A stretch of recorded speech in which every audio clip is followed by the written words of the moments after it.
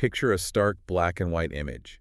Oh, I know the one. Yeah, you know the one. Just these ancient, really weathered stone columns. Right. They're heavily shadowed, just sort of rising up into this blank, almost haunting sky. It really sets a mood. It does, right. Oh. It's an image that instantly transports you back to the classical world of ancient Rome and Greece. Absolutely. Like a world of towering architecture, immense power, and these really deep philosophical debates. That's the exact vibe. And that visual really serves as the anchor for the source material we are jumping into today. So welcome to today's deep dive. Glad to be here. We are exploring a really comprehensive master's thesis by a scholar named Kyle Pope. Which is fantastic, by the way. It really is. In this work, Pope meticulously unpacks, translates, and analyzes this remarkably intense second-century document. It's known historically as the Second Apology of Justin Martyr. And calling it an apology often trips people up today. Oh, for sure. Because, it sounds like he's asking for forgiveness. Right, like, I'm sorry for being a Christian. Exactly. But in the ancient Greek sense, an apologia is a rigorous, formal defense. It's a legal defense. Yes, very much so. Today, you're going to hear a story that reads remarkably like a second-century legal thriller. Like a true crime story. Yes, but it's wrapped in very high-stakes philosophy. We are going to explore how one ancient thinker tried to bridge the massive gap between classical Greek philosophy and a heavily persecuted underground early Christian movement. Now, real quick, I do need to say the disclaimer here. Always a good idea. Yeah. Since we are diving into some really intense religious and political themes from antiquity today, we're approaching this strictly as historical observers. Right, impartial reporters. Exactly. We are here to unpack Justin's ideas and arguments exactly as he presented them, without endorsing the theology or the politics themselves.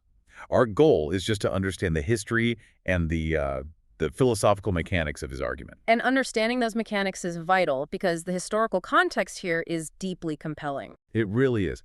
I want to frame this whole discussion around a deeply relatable question for you listening right now. Okay. How do you speak truth to power when the entire legal and cultural system of your society is violently rigged against you? That is the core question. Right. And to answer that, we have to look at the man who actually wrote this document. Justin.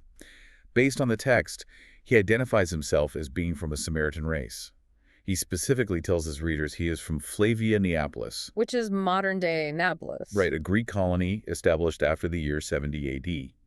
But Justin wasn't a blind follower of any one tradition. No, not at all. He spent his early life just wandering from school to school, deeply studying various philosophies. He was a truth seeker. Yeah. He studied Plato, he studied Pythagoras. And he eventually gravitated toward Middle Platonism. Which, for anyone brushing up on their philosophy, was that era's revival of Plato's ideas. Focusing heavily on a supreme, immaterial mind. Right, the logos governing the universe. You can see how that intellectual framework perfectly primed him for his eventual conversion to Christianity. But what's fascinating here is what he does after his conversion. This is my favorite detail. Our source notes a crucial visual detail. Even after Justin washed himself in the bath of conversion... After he was baptized. Right, after baptism, he continued to wear his traditional philosopher's cloak. Which in the ancient world, that was a massive sartorial statement. Huge. It's basically a uniform. You put on the cloak, and you are announcing to the public square, I am a philosopher. Exactly. By keeping the cloak, Justin was telegraphing that he didn't reject Greek philosophy upon becoming a Christian. He wasn't burning his old books. No. Instead, he tried to filter classical philosophy through his new beliefs. He positioned Christianity not as the destruction of Greek thought, but as the ultimate perfected conclusion of it. He considered himself a Christian philosopher. Perfectly said. Okay, let's unpack this. We have a guy wearing a Greek philosopher's cloak, claiming to hold the ultimate truth, and he decides to write a formal defense. A very dangerous thing to do. And he's addressing it to the absolute highest powers on the planet, the Roman Senate and the Emperor. Antoninus Pius at the time. Right. But he isn't writing this in a vacuum. There is a specific, horrific miscarriage of justice that has just taken place right in the city of Rome. Yes. And that serves as the catalyst for this entire document. This is where the legal thriller aspect of our deep dive really kicks into gear. It's crazy. Justin is writing this text in direct response to an inciting incident, a documented trial that exposed the sheer arbitrariness of Roman justice at the time. Let's look at the narrative setup Justin lays out. It centers around an unnamed woman in Rome. Historically, scholars sometimes refer to her as Flora. Right, so we'll use Flora to keep the players straight. Hmm. Flora is married to a man who is living a wildly unchaste, completely immoral lifestyle. Just doing whatever he wants. Yeah. And previously, she was living that way right alongside him. But then she learns the teachings of Christ. She converts. Become sound-minded, as the text says. Exactly. And she tries to persuade her husband to reform his ways, too.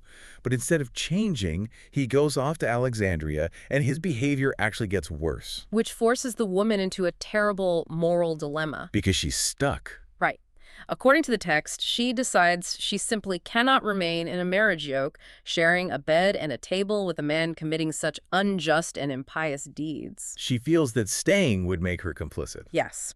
So she takes legal action. She issues a repudium. Which was a very specific Roman divorce procedure under the Lex Julia. A huge deal for a woman to do. A massive deal. Yeah. A repudium was a formal declaration made in the presence of 7 adult Roman citizens, legally severing the household. You literally said words like, have your things for yourself. Or conduct your own affairs. Right. A woman initiating this would have been a massive blow to the Roman male ego. It was an absolute humiliation for the husband.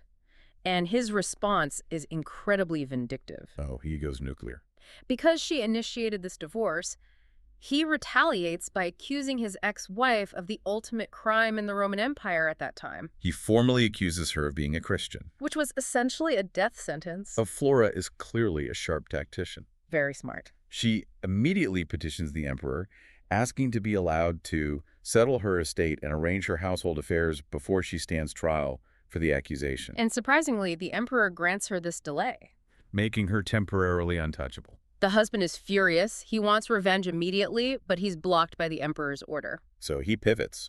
He initiates a horrific chain reaction by going after her Christian teacher. A man named Ptolemaeus. Yes. The husband uses a friend who is a Roman centurion to throw Ptolemaeus into prison, and the interrogation consists of one single question. Just one. Are you a Christian? That is the only question that mattered to the state. Literally nothing else. Ptolemaeus, being a lover of truth who refuses to be deceitful, simply says yes. He owns it. And after a long time in chains, he is dragged before the urban prefect, a man named Urbicus. The Prefectus Urbi. Right. And as the urban prefect, Urbicus wielded the power of the death penalty. He asks Ptolemaeus the exact same question. Are you a Christian? Ptolemaeus again says yes, and Urbicus sentences him to death right then and there. Purely for the name. Not for theft, not for murder, not treason, just for the identity. And this is where the courtroom drama peaks. Oh man, this part gives me chills. A random bystander in the courtroom, a man named Lucius, watches this happen and simply cannot stay quiet. Lucius stands up in the middle of the Roman court and directly challenges the prefect. He demands to know what the charge is. Right. He points out that Urbicus is punishing a man who hasn't committed any actual crime, but is simply confessing a name. Lucius tells the prefect that this kind of arbitrary judgment doesn't befit the emperor, or the emperor's philosopher son, or the sacred Roman Senate. He calls out the hypocrisy. And Urbicus's response is bone-chilling. He doesn't argue the law. Yeah.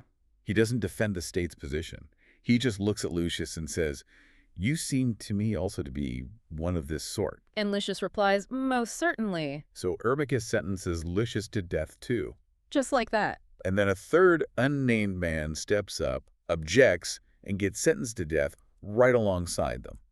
I mean, I want you to imagine sitting in that courtroom. Terrifying. You are watching people be carted off to their executions simply for claiming an identity, while actual criminals are walking the streets free.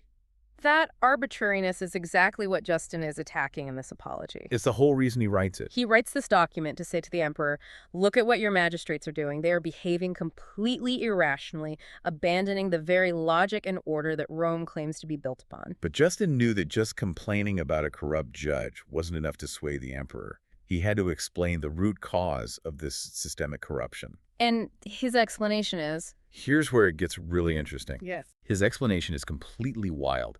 He blames it on literal demons. Justin's theology on this is deeply tied to the ancient worldview. He argues that this systemic hatred isn't just human politics, it's the work of daemons. Right, demons. He explains that these demons are actually fallen angels who went beyond their original divine arrangement. They were overcome by desires and mated with human women. The Nephilim narrative. Exactly. The offspring of these unions were the To demons. control humanity, Justin says these demons introduced dark arts, magic writings. They demanded sacrifices, incense, and libations. They sowed murders, wars, and adulteries among men. But the most crucial detail, and this is the part that directly targets the Roman worldview, is Justin's claim about the Greek and Roman gods. This was highly controversial. Justin argues that the ancient gods like Zeus weren't just harmless myths.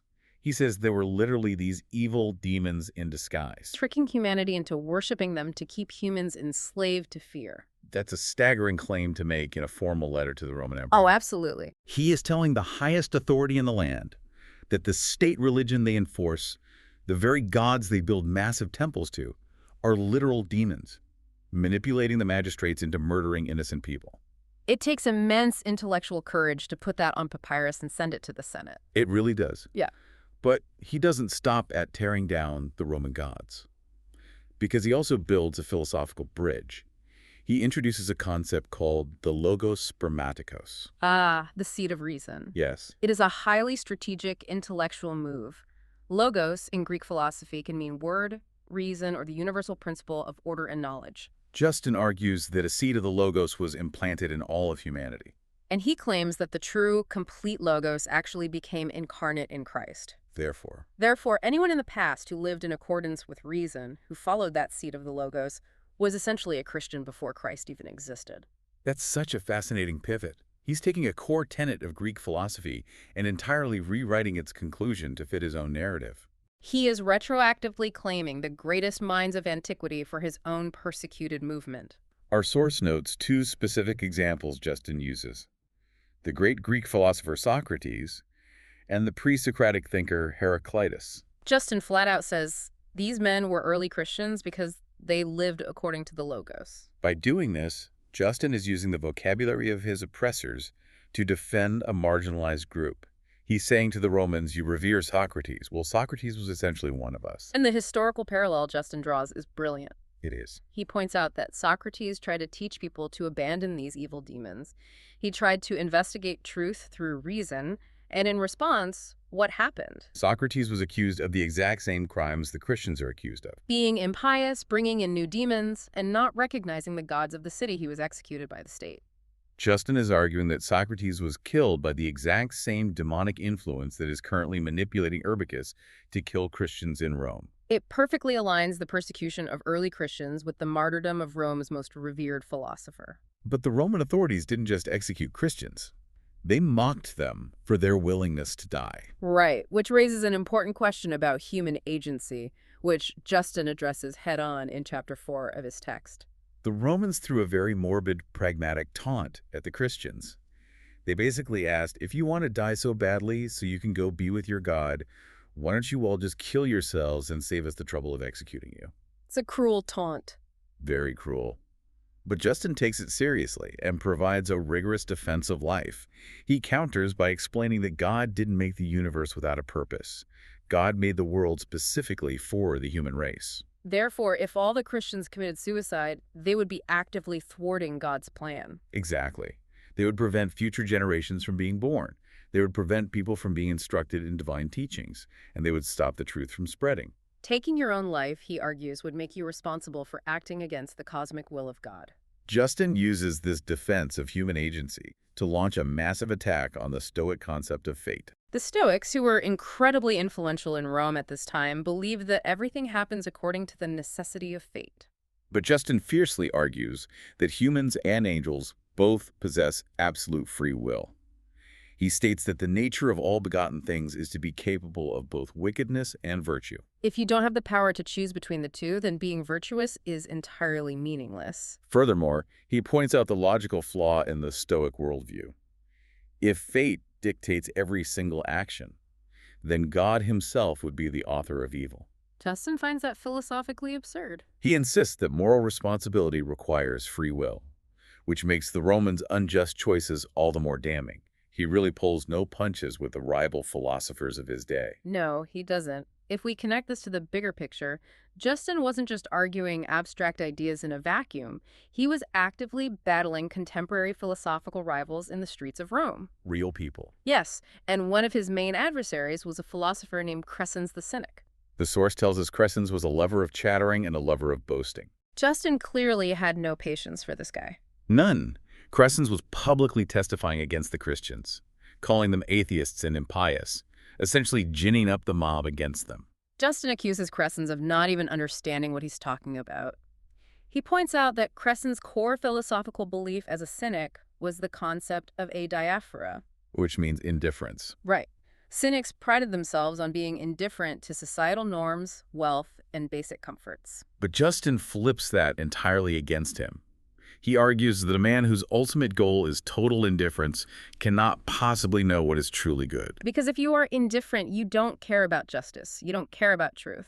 Justin quotes Socrates to dismantle Crescens, using the line, "No one must honor a man before the truth." He's turning their own heroes against them. Justin is essentially telling the Romans, you claim to love philosophy, but you honor the mob and your own political faith more than actual truth. That is the core of his entire apology. He is demanding that the emperor and the Senate look past the prejudice of the crowd, look past the label of Christian, and examine the actual truth of their lives and teachings. So what does this all mean? Let's bring ourselves back out of the ancient weeds for a second. A good idea. We've spent the last several minutes looking at a man who used the exact vocabulary and philosophy of his oppressors to defend a heavily marginalized group. He didn't hide in the shadows? He didn't soften his words. He addressed this defense to the absolute highest powers in the known world, the Roman Senate and Emperor Antoninus Pius. He built an intellectual fortress around his community. But what actually happened to him? The historical reality is tragic, but honestly, it was entirely inevitable. Yeah. In the very text of this apology, Justin predicts his own demise. He writes that he expects to be conspired against and fixed to wood, perhaps by Crescens himself. And the source text confirms his fate. Justin's unapologetic stance ultimately led to his death. According to early historical records, he was martyred by the Romans around the year 163 to 168 AD. And the historical irony here is profound. It really is. He was sentenced to death under the urban prefect Rusticus. Who just happened to be? Rusticus just happened to be one of the primary Stoic teachers of the Emperor Marcus Aurelius. The philosopher emperor's tutor executed the Christian philosopher. It is a heavy historical truth. Justin lived his philosophy right to the very end. He didn't just write about not fearing death, he demonstrated it when his own time in the courtroom came. Which is incredible. Think about it. Justin Martyr argued that a society's laws could be entirely corrupted by unseen irrational forces, making the legal thing deeply immoral. Which brings us back to that idea of standing up in the courtroom. When the written law of your society directly contradicts your deepest moral truth, what is the ultimate cost of standing up in the courtroom and saying, I object, and are you willing to pay it? That is a profound lens through which to view not just history, but our own modern choices. Thank you so much for joining us on this deep dive. We respect your time and your curiosity, and we invite you to keep asking the big questions. We'll see you next time.